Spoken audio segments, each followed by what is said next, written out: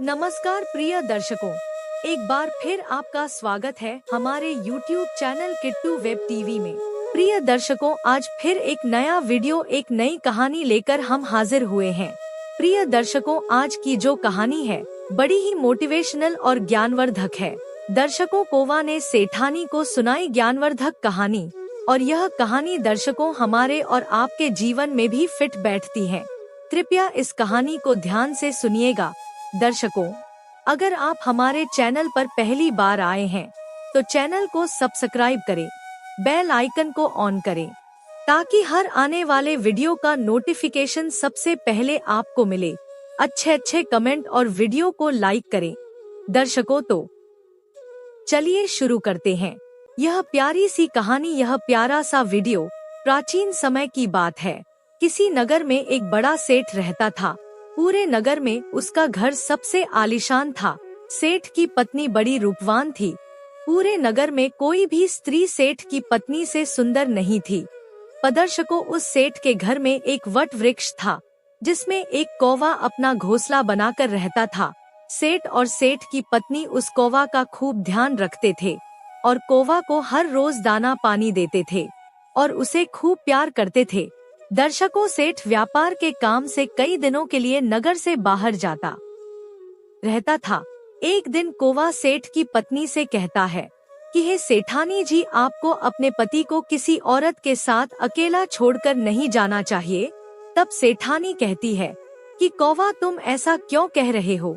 प्रिय दर्शकों, तब कौवा कहता है कि सेठानी जी, यह बात मैं आपको एक कहानी के माध्यम से बताता हूँ।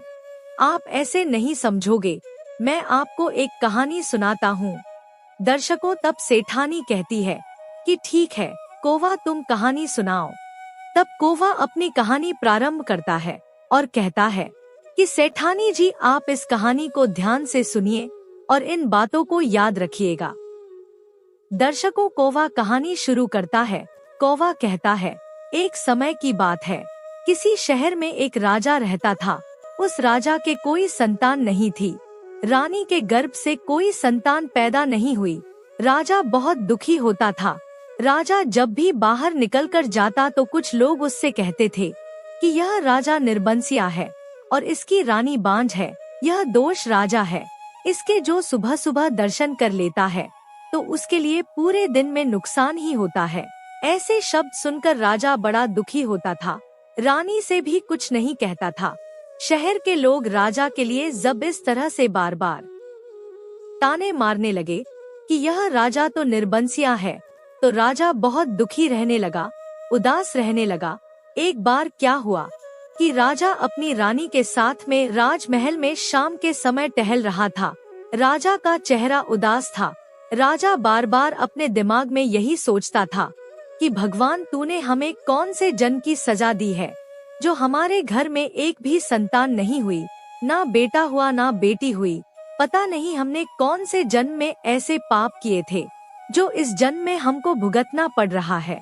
हम समाज में जिधर भी जाते हैं लोग हमारे लिए ताने मारते हैं कि राजा तो निर्बंसिया है, इसके दर्शन करना गलत है और इसकी रानी बीमार है।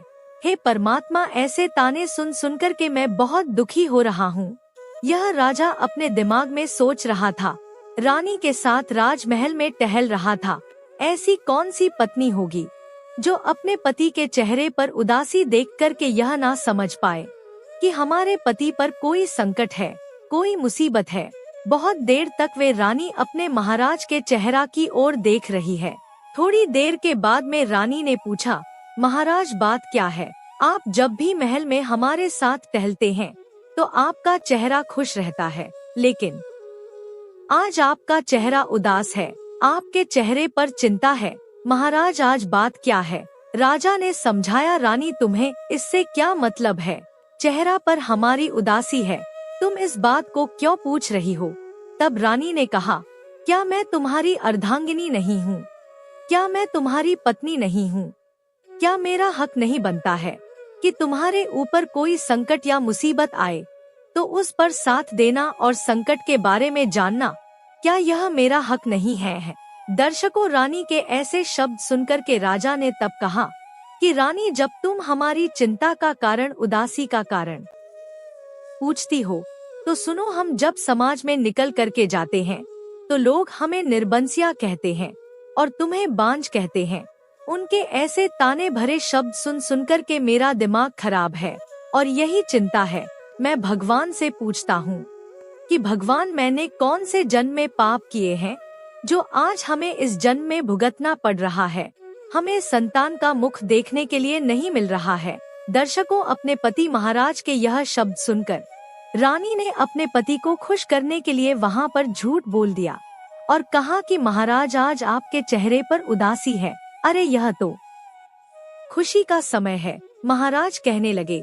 रानी, वो कैसे? जवाब दिया महाराज, हमारा गर्भ ठहर चुका है और हमारी कुछ दिनों के बाद में संतान होने वाली है। राजा ने कहा, क्या तुम सत्य कह रही हो, झूठ तो नहीं बोल रही हो? रानी ने कहा, नहीं महाराज, मेरे तो गर्भ ठहर चुका है, संतान होने वाली है और आपके चेहरे पर उदासी अच्छी नहीं लगती। आप मुस्कुराए, यह सच है कि मेरे गर्भ ठहर चुका है, मैं झूठ नहीं बोलती। प्रिय दर्शकों, तो राजा ने रानी की बात पर विश्वास किया। उसके बाद में राजा के चेहरे पर खुशी झलक लगी। राजा बहुत ही प्रसन्न हुआ। दर्शकों, उधर रानी ने अपने पति को खुश करने के लिए झूठ बोल दिया था, लेकिन गर्भ नहीं ठहरा था, गर्भ में कुछ भी नहीं था। इधर क्या होता है, धीरे धीरे समय बीतता हुआ चला गया और जब समय के अनुसार बच्चे का जन्म लेने का समय आया तो रानी घबराने लगी। रानी विचार करने लगी, मैंने अपने महाराज को खुश करने के लिए झूठ बोला है, लेकिन मैं क्या करूंगी? जब महाराज यह पूछेंगे कि बच्चा कहाँ है, हमारे बच्चे ने जन्म लिया है, उसको हमें दिखाओ, तो मैं उनको क्या बताऊंगी और क्या दिखाऊंगी? अब बच्चे का जन्म लेने का समय नजदीक है और मैं अब क्या करूंगी? दर्शकों, रानी यह सोच सोच कर बहुत दुखी होती है और भगवान से प्रार्थना कर रही है कि प्रभु, हमारी रक्षा का, हमारी लाज को बचा ले, तेरे सिवा मेरा कोई नहीं है, क्योंकि मैंने अपने पति को खुश करने के लिए झूठ बोला है। प्रभु, हमारे गर्भ में कुछ भी नहीं है। दर्शकों, यह सोचने के बाद में रानी की एक दासी थी। रानी दासी को बहुत चाहती थी, उस दासी को बहुत मानती थी। तो रानी ने दासी को अकेले में बुलाया और सारी बात समझाई कि देखो दासी, मैं तुमसे कोई बात नहीं छुपाती हूँ और ना मेरे गर्भ में कोई बच्चा है, ना मेरे गर्भ ठहरा हुआ है।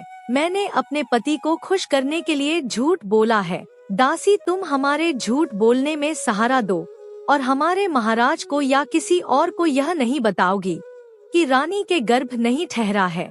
रानी ने झूठ बोला है क्योंकि मैं तुमको बहुत चाहती हूँ और तुम हर मुसीबत में साथ देती हो, इसलिए दासी हमारा सहारा दो, मेरा साथ दो।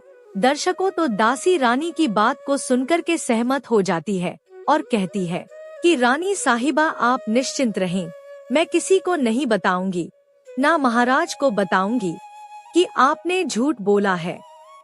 दर्शकों, इधर क्या होता है, रानी ने उस दासी के द्वारा खबर भिजवा दी, महाराज के लिए पूरे राजमहल में सूचना भिजवा दी कि रानी को लड़का हुआ है। लेकिन दर्शकों, वहाँ हुआ कुछ भी नहीं, केवल पति को खुश करने के लिए उस रानी ने झूठ बोला था। तो दासी के माध्यम से, जो उसकी सबसे चाहने वाली दासी थी, उसके माध्यम से राजा के यहाँ और पूरे राजमहल में, शहर में यह सूचना उसने भिजवा दी कि रानी के लड़का हुआ है। दर्शकों, जब राजा ने सुना कि हमारी रानी को लड़का हुआ है, हमारा पुत्र हुआ है, तो राजा बहुत ही प्रसन्न हुआ। अब राजा से रुका नहीं जा रहा है। राजा राज दरबार से भागा, अपने बेटे के दर्शन करने के लिए भागा। तो दर्शकों, रानी ने कहा, आप अपना बेटे को अभी नहीं देखेंगे? राजा बोला, क्यों नहीं देखेंगे, इतने दिनों के बाद में हमारा पुत्र हुआ है और उसके दर्शन क्यों नहीं करेंगे? तब रानी ने समझाया, महाराज जिद ना करो, कुल पुरोहित का कहना है कि महाराज अगर संतान को देखेंगे, पुत्र को देखेंगे, तो उनके लिए बहुत बड़ा दोष है, बहुत बड़ा अबस्कुन है, इसीलिए आप अभी नहीं देखेंगे। राजा ने कहा, फिर हम कब देखेंगे? दर्शकों, तब रानी ने समझाया कि महाराज इतने दिनों तक आपको संतान का मुख देखने के लिए नहीं मिला है। भगवान की कृपा से खुशी मिली है, तो आप धैर्य रखें, जिद ना करें। कुल पुरोहित का कहना है कि जब लड़का बड़ा हो जाएगा और जब लड़का शादी के लायक हो जाएगा और जब आप अपने पुत्र का विवाह करेंगे, तब आप देखेंगे। दर्शकों, रानी के शब्द सुनकर राजा को पहले तो बहुत बड़ा दुख हुआ। फिर राजा ने विचार किया, चलो कोई बात नहीं, संतान तो हमारी हो ही गई है, लड़का तो हमारे हो ही गया है, अब लोग हमें निर्बंसिया नहीं कहेंगे। कोई बात नहीं, जब लड़का हमारा बड़ा हो जाएगा हम शादी करेंगे, तब देखेंगे, तब तक हम इंतजार करेंगे। दर्शकों, रानी के यह शब्द सुनने के बाद राजा दरबार की तरफ निकल जाता है। इधर दर्शकों, रानी बहुत रोई दासी के पास में बैठकर और कहा कि दासी, मैंने अपने महाराज को खुश करने के लिए यह झूठ बोला है, अब मैं कैसे क्या करूंगी। मैंने लड़के के जवान होने तक मैंने झूठ बोल दिया है, लेकिन जब लड़का जवान होगा, जब शादी के लायक हो जाएगा और जब हमारे लड़के के विवाह के लिए लोग आएंगे, तब मैं कैसे इस बात को छिपा पाऊंगी। दासी, मैं क्या करूंगी। दर्शकों, तो दासी ने समझाया, रानी साहिबा घबराइए नहीं, जब आपने इतने समय तक झूठ बोल लिया है, बच्चे के जन्म होने पर झूठ बोल लिया है, तो आप उस दिन का भी इंतजार करिए, जिस दिन लड़के की शादी हो उस दिन का भी इंतजार करिए। आगे के लिए फिर कुछ और रास्ता देखेंगे, कुछ और सोचेंगे। प्रिय दर्शकों, तो दासी ने रानी को समझाया। धीरे धीरे समय व्यतीत हो गया, लगभग 18 साल हो गया, तो राजा ने सोचा कि अब हमारा लड़का नौजवान हो गया होगा। इधर उस राजा के लड़के की शादी के लिए रिश्ते आने लगे, विवाह करने वाले लोग आने लगे। दूर दूर के राजा अपनी लड़की का विवाह, अपनी लड़की का रिश्ता लेकर के उस राजा के पास आने लगे। जब शादी वाले विवाह करने वाले राजा के पास आने लगे, राजा से कहा कि अपने लड़के को दिखाओ, हम अपनी राजकुमारी का रिश्ता तुम्हारे राजकुमार के साथ तय करेंगे। दर्शकों, तो राजाओं की बात को सुनकर के राजा अपनी रानी के पास में पहुंचा और रानी से जाकर के कहा कि रानी, शादी वाले आए हैं, दूर दूर के राजागण अपनी राजकुमारी का रिश्ता लेकर के आए हैं और हमारे लड़के को देखना चाहते हैं। कहाँ है तुम्हारा लड़का, कहाँ है हमारा पुत्र, उसको दिखाओ और हम दरबार में उसे शान से ले जाएं और उनको दिखाएं और कहें कि यह हमारा पुत्र है। दर्शकों, तो रानी ने फिर बहाना बना दिया, फिर झूठ बोल दिया, महाराज आपकी यह बात सही है, क्योंकि रिश्ता करने वाले जब लोग आएंगे तो उनको लड़का तो दिखाना ही पड़ेगा, लेकिन एक बहुत बड़ी मजबूरी है। राजा कहने लगा, वो कैसी। तब रानी ने कहा, महाराज क्षमा करें, हमारे कुल पुरोहित का कहना है। मैंने कुल पुरोहित से फिर पूछा तो कुल पुरोहित ने कहा है कि लड़के को यहाँ नहीं दिखाएंगे। अगर कोई रिश्ता करना चाहता है, लड़का को बिना देखे तो कर सकता है, लड़का वहीं सीधा विवाह मंडप में दिखाया जाएगा।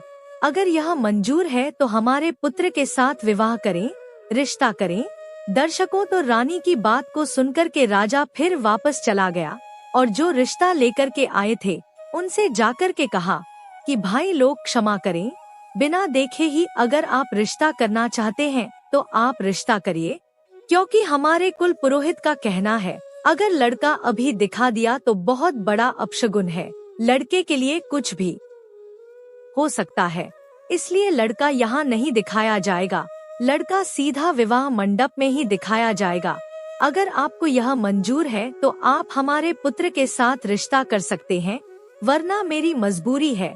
प्रिय दर्शकों, कुछ राजागण जो थे वह वहाँ से यह बात को सुनकर वापस चले जाते हैं, लेकिन एक राजा ने अपनी बेटी का रिश्ता बिना सोचे समझे ही राजा के लड़के के साथ में तय कर दिया और कहा कि महाराज, हमें यह रिश्ता मंजूर है और हमें यह शर्त मंजूर है, हम अपने दामाद को सीधा विवाह मंडप में ही देखेंगे। अगर आप बारात को लेकर के आइए, हमारा रिश्ता मंजूर कीजिए।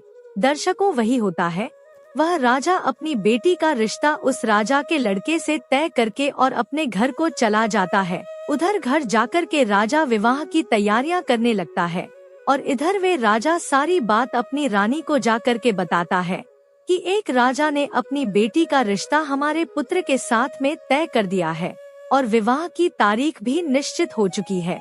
अब विवाह की तैयारी करो। हम अपने पुत्र का विवाह बहुत ही शान से करने के लिए जाएंगे। दर्शकों, अपने राजा की बात को सुनकर वहाँ पर रानी ने कुछ नहीं कहा, जवाब दिया, ठीक है, हम तैयार हैं और विवाह की तैयारियां करो और बेटे की शादी शान से करने के लिए जाओ। राजा के साथ कुछ समय बिताया है, राजा तो फिर अपने दरबार की ओर निकल जाता है। इधर रानी को बहुत बड़ा दुख हुआ। रानी ने अपनी दासी को बुलाया और बहुत रोई। अब क्या होगा, विवाह भी तय हो गया है, तारीख भी निश्चित हो गई है। अब मैं कैसे इस बात को छिपा पाऊंगी, मैं कैसे जिंदा रहूंगी, मैं क्या करूंगी। दासी, मैंने ऐसा झूठ क्यों बोला, मैंने ऐसा झूठ बोल करके अपने पति को खुश क्यों किया। दर्शकों, दासी उस रानी के लिए धैर्य धारण करवा रही है और कह रही है कि रानी, जब आपने झूठ बोला है तो भगवान से प्रार्थना करो, भगवान कोई ना कोई रास्ता जरूर दिखाएगा। दर्शकों, जब शादी की तारीख आती है तो राजा बारात को सजवाता है अपने पुत्र का विवाह करने के लिए, और बारात को शादी में ले जाने के लिए जब तैयारी हो जाती है, राजा ने खबर भिजवाई, रानी से कहा कि अपने पुत्र को दूल्हा बनाओ और हमको दिखाओ और अब शादी करने के लिए चलते हैं। दर्शकों, रानी ने समझा दिया कि महाराज, आप इतने दिनों तक रुके रहे, आपके लिए भी बहुत बड़ा दोष है और आप अभी अपने पुत्र को ना देखिए। अगर आपने अभी पुत्र को देखने की कोशिश की तो महाराज कुछ भी हो सकता है, इसलिए आप भी विवाह मंडप में ही अपने पुत्र को देखेंगे। जवाब दिया, ठीक है, मैंने इतने दिनों तक इंतजार कर लिया, अब थोड़े समय की तो बात है। राजा तैयार हो गया। आगे राजा ने कहा, आप अपने पुत्र को दूल्हा बनाकर तैयार करिए और मैं बारात को देखता हूँ। दर्शकों, राजा दरबार की ओर निकल जाता है। इधर रानी दासी के पास में बैठी बैठी बहुत रो रही है और कह रही कि रानी, अब मैं क्या करूं। फिर रानी ने और दासी ने सलाह मिलाई। रानी ने कहा कि दासी, मेरे दिमाग में एक बात आती है, छिपाना तो पड़ेगा, लेकिन अब जो होगा तो होगा, कुछ भी हो, भगवान को जो मंजूर हो वही होगा। लेकिन दासी, तुम हमारा काम करो। दासी ने कहा, रानी साहिबा, आप आदेश करिए, क्या काम करना है। तब रानी ने कहा, दासी, एक आटे की भीड़ बनाओ और आटे का दूल्हा बनाओ और वह पालकी में बैठा लो और पालकी को बंद करवा दो और सबसे कह दो कि यह पालकी कहीं रास्ते में भी नहीं खुलेगी, यह पालकी सीधे विवाह मंडप में ही खुलेगी। दर्शकों, वही हुआ जो दासी ने आटा की भीड़ का दूल्हा बनाया और दूल्हा बनाकर उसको सजाया और आटे की भीड़ का दूल्हा सजा हुआ उस पालकी में रखा और पालकी को चारों तरफ से बंद करवा दिया। और जब बारात चलने के लिए तैयार हुई, रानी ने राजा से कह दिया कि महाराज, इस बात का ध्यान रखना, इस पालकी को कोई भी रास्ते में नहीं खोलेगा, अगर किसी ने खोल दिया तो कुछ भी हो सकता है। कुल पुरोहित का कहना है यह पालकी सीधे विवाह मंडप में ही खुलेगी और वहीं आप अपने पुत्र को दूल्हा के रूप में देखेंगे। जवाब दिया, ठीक है। राजा तैयार हो जाता है और सबको सूचित कर देता है कि हमारी पालकी को रास्ते में यानी बीच में कोई नहीं खोलेगा। दर्शकों, राजा बारात को लेकर के वहां से अपने पुत्र का विवाह करने के लिए राजा साथ चल देते हैं। चलते चलते जब यह भयानक जंगल में पहुँचे तो राजा ने सोचा कि चलते चलते बहुत थक चुके हैं, चलो थोड़ी देर वृक्ष के पास में विश्राम करते हैं। राजा ने बारातियों को आदेश दिया कि पालकी को यहीं रख दो और विश्राम करने के बाद में थोड़ी देर के बाद में यहाँ से आगे को बढ़ेंगे। दर्शकों, वही हुआ। कहारों ने एक वृक्ष के पास में पालकी को रख दिया और दूसरे बड़े वृक्ष के पास में सभी बाराती गण वहाँ आराम करने लगे। अब इधर दर्शकों, क्या हुआ, जहाँ कहारों ने अलग एक वृक्ष के पास में पालकी रखी हुई थी, उसी वृक्ष के पास में बिल में एक इच्छाधारी नाग नागिन का जोड़ा रहता था। नागिन ने जब पालकी की ओर देखा, नागिन को दिखाई दिया इसमें दूल्हा नहीं है, आटे की भीड़ का बना हुआ दूल्हा रखा हुआ है। तो नागिन ने अपने इच्छाधारी नाग से कहा कि पिया जी, इस संसार में बहुत बड़ा अंधेर है। इच्छाधारी नाग कहने लगा, हे प्रिय, क्या बात है, कैसा अंधेर है, क्या अंधेर हो रहा है। तब वह इच्छाधारी नागिन कहने लगी, पिया जी, इस पालकी में दूल्हा नहीं है, यह कैसी बारात है जो बिना दूल्हा की बारात जा रही है, और यह जब बारात बिना दूल्हे की वहाँ पहुँचेगी तो इनका हाल क्या होगा।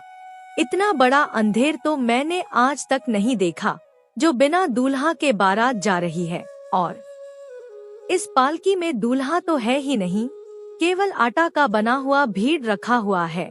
पिया जी, यह कैसा अंधेर है। इच्छाधारी नाग कहने लगा, हे प्रिया, हमें विश्वास नहीं होता है। शायद हो सकता है तुम झूठ बोल रही हो। हमें दिखाओ, चलकर देखें कि बिना दूल्हा की कैसी बारात है। नागिन ने कहा, पिया जी, अगर ऐसे चलेंगे तो लोग जो बैठे हैं वह देख लेंगे। हो सकता है हमें और तुम्हें मार भी दे। चलो छिप छिपा करके चलते हैं। तुमको दिखाने के लिए पालकी के अंदर देखिए कैसे बिना दूल्हा की बारात है।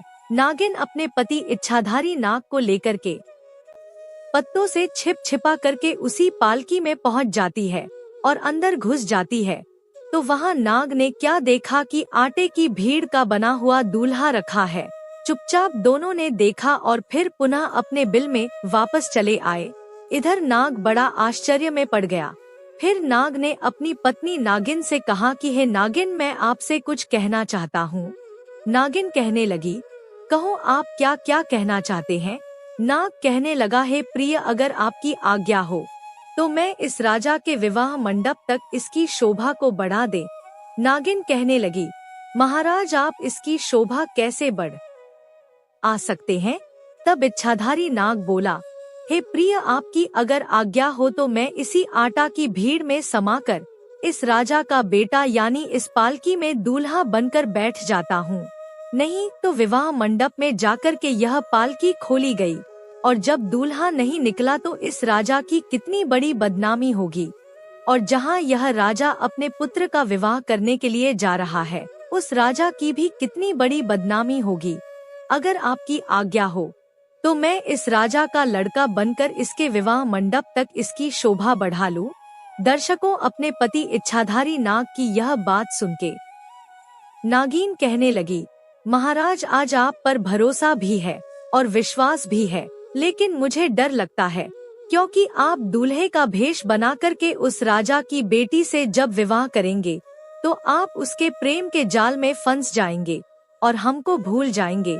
इच्छाधारी नाग कहने लगा, हे प्रिय, आप हम पर विश्वास करिए। आप हमारी पत्नी हैं, हम नागवंशी हैं, हमें क्या उससे मतलब है। केवल हमें इस राजा की इज्जत बचानी है, बस इसलिए मैं जा रहा हूँ। और अगर मैं नहीं गया तो दोनों राजाओं के यहाँ कुछ भी हो सकता है, कुछ भी घटना घटित हो सकती है। इसलिए मैं आपसे कह रहा हूँ, आप हमारी बात पर विश्वास करें। हम नागवंशी हैं, हम आपको धोखा नहीं दे सकते हैं। केवल रात्रि की बात है और कल जब मैं आऊँगा तो मैं आपके पास आ जाऊँगा, फिर हमें कोई मतलब नहीं है। दर्शकों, अपने पति इच्छाधारी नाग की बात को सुनकर नागिन ने आज्ञा दे दी कि महाराज जाओ, लेकिन हमें डर लगता है, आप उसके जाल में मत फंस जाना, हमें भूल मत जाना। इच्छाधारी नाग कहता है, हे प्रिय, आप हम पर विश्वास करें और हमें आज्ञा दे। प्रिय दर्शकों, वही हुआ। अपनी पत्नी नागिन से आज्ञा लेने के बाद में वह इच्छाधारी नाग उसी पालकी में घुस जाता है और आटे की भीड़ में समाहित होकर के रूप बदल लेता है और बहुत ही सुंदर लड़का बन जाता है, बहुत ही सुंदर दूल्हा बन जाता है। इधर प्रिय दर्शकों, कुछ समय के बाद में राजा बारात को लेकर के चल देता है। कहार पालकी को उठा लेते हैं और सीधे वहीं राजा के यहाँ पहुँचते हैं, विवाह मंडप में पहुँचते हैं। उस राजा ने सभी बारातियों की खास खुशामद की और जब विवाह करने का समय आया तो कहा, राजा साहब से कहा, तुम्हारा लड़का कहाँ है, तुम्हारा दूल्हा, उसको पालकी से निकालो।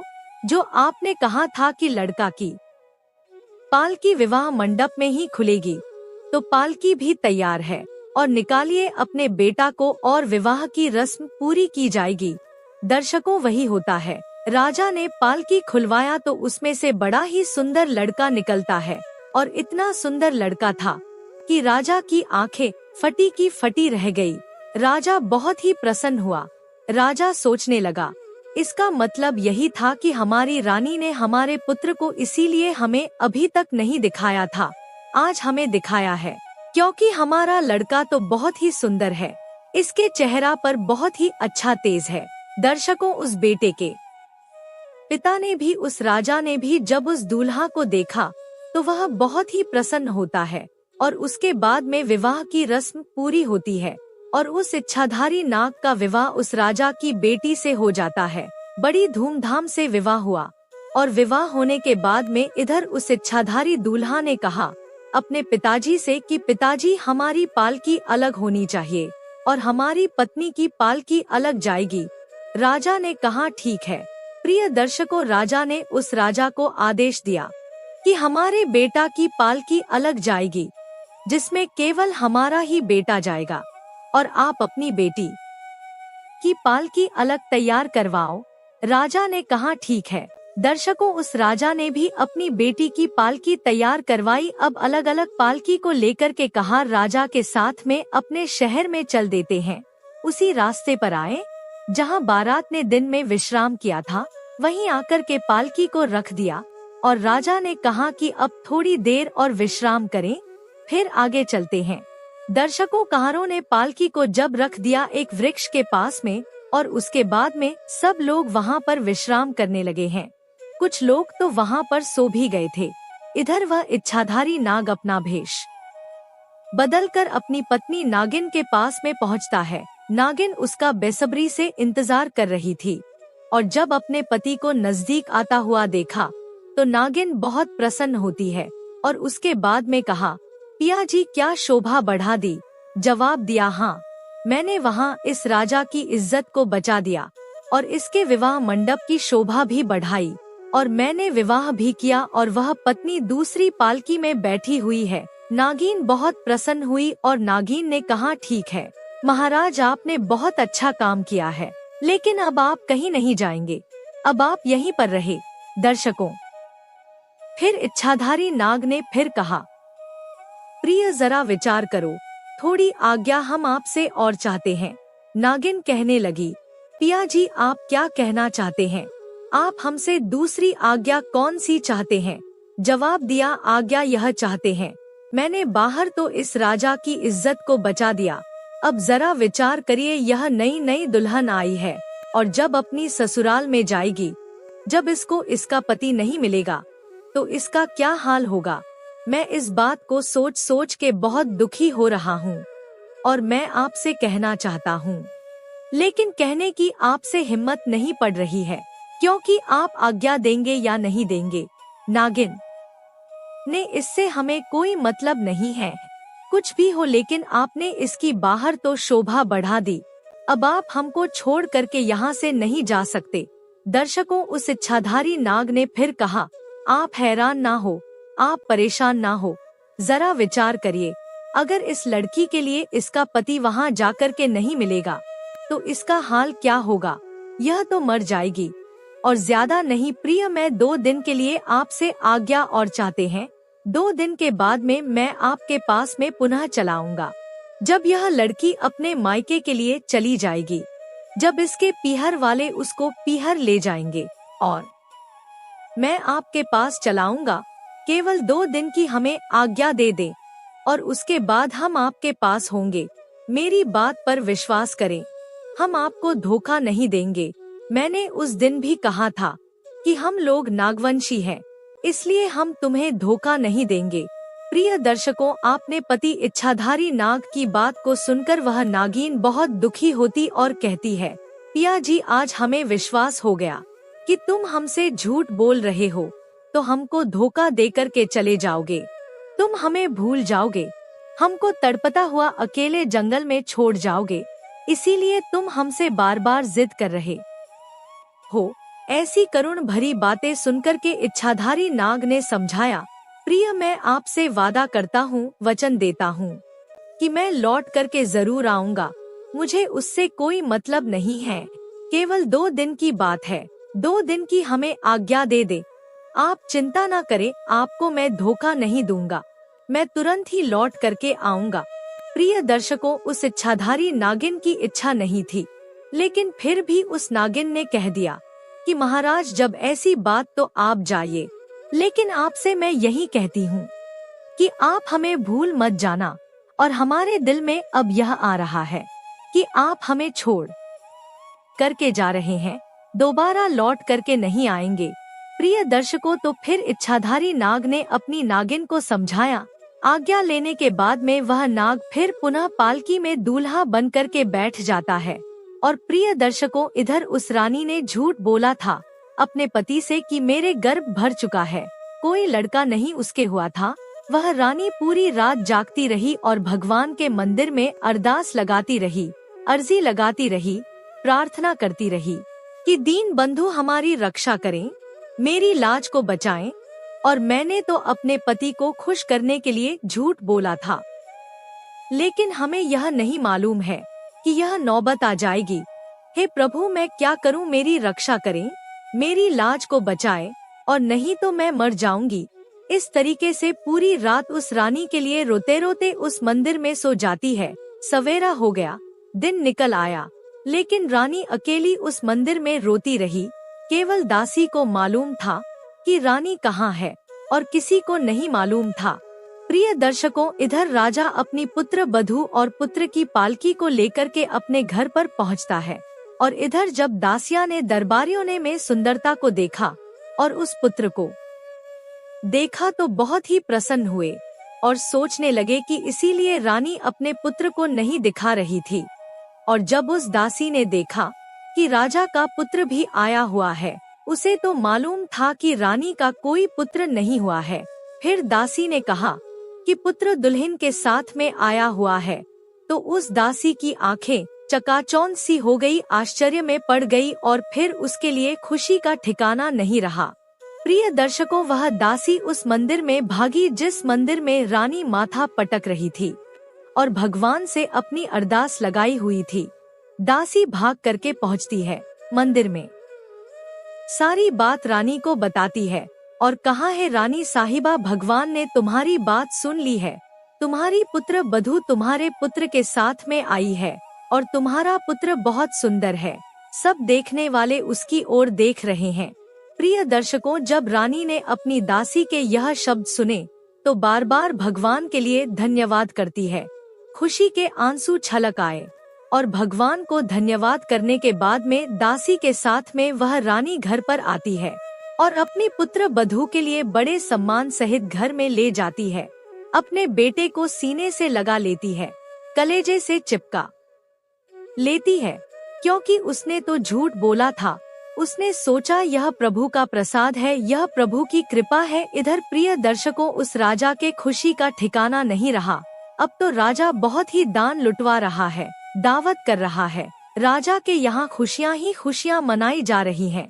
इधर प्रिय दर्शकों के क्या हुआ, अब वे जो इच्छाधारी नाग दूल्हा बन करके गया था, उसका पति बन करके गया था, वे उस लड़की के जाल में फंस जाता है, उस लड़की के प्रेम के जाल में फंस जाता है और धीरे धीरे वह अपने इच्छाधारी नागिन को भूलने लगा।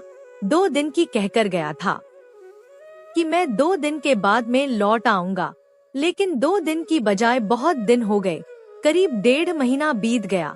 लेकिन उस इच्छाधारी नाग ने उस लड़की के प्रेम के बंधन में फंस करके अपने इच्छाधारी नागिन को भुला दिया, उसके प्रेम के जाल में फंस गया। वह अपनी इच्छाधारी नागिन को पत्नी के लिए बिल्कुल भूल चुका था। प्रिय दर्शकों, इधर 2 महीने तक वह इच्छाधारी नागिन अपने पति इच्छाधारी नाग का इंतजार करती रही, जंगलों में भटकती रही, इधर उधर देखती रही, ढूंढती रही कि हमारे पति आएंगे, हमारे पति आ जाएंगे। लेकिन इंतजार करते करते उस इच्छाधारी नागिन को 2 महीने बीत गए और जब 2 महीना गुजर गए तो नागिन को बड़ा ही कष्ट हुआ, बहुत दुख हुआ और उसके बाद में नागिन को नाग के लिए क्रोध भी आया। नागिन कहने लगी, अब हम वहीं जाएंगे, राजा के घर में अपने पति को जीवित नहीं छोड़ेंगे, उस स्त्री को, उस लड़की को भी जीवित नहीं छोड़ेंगे। यह विचार करने के बाद में ऐसा विचार इच्छाधारी नागिन उस जंगल में करती है। और इधर उस इच्छाधारी नाग ने क्या किया था कि अपने पिताजी से कहलवाया, राजमहल के चारों ओर खाई खुदवा दो, उसमें जल भरवा दो। राजा ने पूछा, बेटा ऐसा यूं? जवाब दिया गया, पिताजी हम जो कह रहे हैं आप उसको पूरा करें, क्योंकि आप हमारे पिता हैं, हमें कोई शंका है इसलिए मैं यह कह रहा हूँ कि राजमहल के चारों ओर खाई खुदवा दी जाए और उसमें जल भरवा दिया जाए। बेटा के कहने की देरी थी कि तुरंत ही यह काम हो गया। राजमहल के चारों ओर खाई खुदवा दी गई और उसमें जल भरवा दिया गया। अब प्रिय दर्शकों, वह इच्छाधारी नाग विचार करता है कि हमारी वह नागिन अब नहीं आ पाएगी जिसको मैं भूल चुका हूँ और इस लड़की के प्रेम के जाल में फंस गया हूँ और इस लड़की के साथ ही सारी जिंदगी में बिताऊं, ऐसा इच्छाधारी नाग ने विचार किया। निश्चिंत होकर के वे राजमहल में अपनी पत्नी के साथ में रहने लगा था। इधर प्रिय दर्शकों, 2 महीने के बाद में क्रोध में आकर के नागिन जब उस लड़की को डसने के लिए चलती है, राजा के राजमहल के पास में आती है। उसने क्या देखा कि राजमहल के चारों ओर खाई खुदी है, पानी भरा हुआ है। इच्छाधारी नागिन समझ गई, इसका मतलब है कि हमारे पति नाग ने हमें मरवाने के लिए यह जाल बिछाया है। अब तो उसे और ही गुस्सा आया और सोचने लगी कि हम अपने पति को भी जीवित नहीं छोड़ेंगे। प्रिय दर्शकों, वे इच्छाधारी नागिन अब इधर उधर रास्ता ढूंढती है। कहीं रास्ता मिल जाए तो मैं जल्दी से अपने पति के पास में पहुंच जाऊं, उस लड़की के पास में पहुंच जाऊं। कुछ समय के बाद में थोड़ी सी जगह राजमहल में जाने के लिए उस नागिन को मिल जाती है और उसी के रास्ते वे नागिन जो थी वहीं पहुंची जहां वह इच्छाधारी नाग, उसका पति, उस लड़की के साथ में अपनी पत्नी के साथ पलंग पर सो रहा था। जब इच्छाधारी नागिन पहुंची, अपने पति को सोता हुआ उस लड़की के पास में देखा तो उस इच्छाधारी नागिन को बहुत बड़ा क्रोध आया। सोचने लगी, विचार करने लगी, यह जोड़ी तो बहुत ही सुंदर है, मैं इस जोड़ी को कैसे खत्म करूं? अगर मैं अपने पति को मारती हूं तो इस लड़की का क्या हाल होगा? यह पति के बिना मर जाएगी। अगर हम इस लड़की को मारती हूँ तो हो सकता है हमारे पति इसके ग्रह जाल में इतने फंसे हुए हैं, कहीं हमारे पति आत्महत्या ना कर ले, कहीं हमारे पति मर ना जाए। मैं तो विधवा हो गई हूँ, मुझे तो विधवा बना ही दिया है। कहीं ऐसा ना हो कि दूसरी लड़की भी विधवा हो जाए, कहीं ऐसा ना हो कि हमारा पति मर जाए। प्रिय दर्शकों, यह विचार करने के बाद में क्रोध भरी नागिन ने ना तो अपने पति को मारा और ना ही उसे लड़की को डंसा और नतीजा यह हुआ कि उस नागिन ने सोचा कि यहीं पर मैं फन पटक पटक के अपनी जान दे दूंगी। प्रिय दर्शकों, वही हुआ। उस नागिन ने पलंग के पास ही अपना फन पटक पटक करके वहां जान दे दी। इधर जब वह नागिन मर जाती है, जब सवेरा होता है तो उस इच्छाधारी नाग की जो दूसरी पत्नी थी वह उठकर के बिना कुछ देखे ही काम करने के लिए चली जाती है। और इधर वे इच्छाधारी नाग जब उठता है और उसकी नजर उस नागिन पर पहुंचती है जो नागिन मरी पड़ी थी, तो प्रिय दर्शकों, अपनी नागिन को मरा हुआ देखा, बुरी तरीके से अपनी नागिन को उठा करके रोने लगा और पछताने लगा और बार बार एक ही शब्द कहने लगा कि मेरी प्राण प्यारी, तुम मर गई लेकिन तुम कुछ कह के ना गई। तुमने ऐसा क्यों किया? मैंने तुमको भुला दिया, मैं तुम्हारे बगैर कैसे रह पाऊंगा? अरे तुम हमारी पहली पत्नी, तुमने हमारे साथ ऐसा प्रेम निभाया है जो तुमने जान दे दी। प्रिय दर्शकों, यह करके उसी मरी हुई नागिन को गर्दन में डाल करके और पागलों की तरह वह लड़का राजमहल से बाहर निकलता है और वहां से चलने लगता है और कहने लगता है कि तुम मर गई लेकिन कुछ कह के नहीं गई। उस नागिन का प्रेम अपने पति इच्छाधारी नाग के प्रति ऐसा प्रेम निभाया जो अपनी स्वयं जान दे दी, लेकिन अपने पति की जान नहीं ली। प्रिय दर्शकों, हमारी आज की कहानी यहाँ समाप्त होती है। हम उम्मीद करते हैं कि आपको हमारी आज की यह कहानी, आज का यह वीडियो पसंद आया होगा और आप इससे ढेर सारी प्रेरणा लेंगे। मिलते हैं अगली ज्ञान चर्चा के साथ अगले वीडियो में। तब तक के लिए नमस्कार, धन्यवाद।